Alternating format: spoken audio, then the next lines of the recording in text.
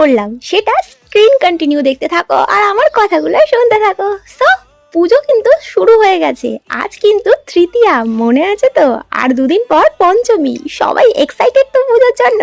আমি তো ভীষণ এক্সাইটেড, কারণ পুজো নিয়ে প্রচুর প্ল্যানিং থাকে আমার প্রত্যেক বছর। এই বছরও প্ল্যান আছে, জানি না সাকসেসফুল হতে পারবো কিনা, কিন্তু ট্রাই তো করতেই হবে।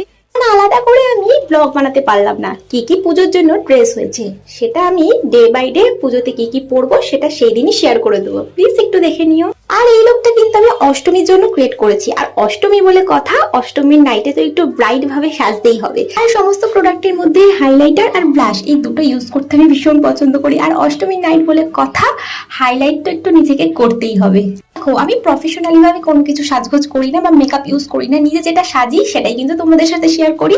ভালো লাগলে এরকম লুকগুলো দেখতে সাবস্ক্রাইব করে রেখো, আর একটা লাইক কমেন্ট করো। পুজোর ব্লগগুলো কিন্তু দেখতে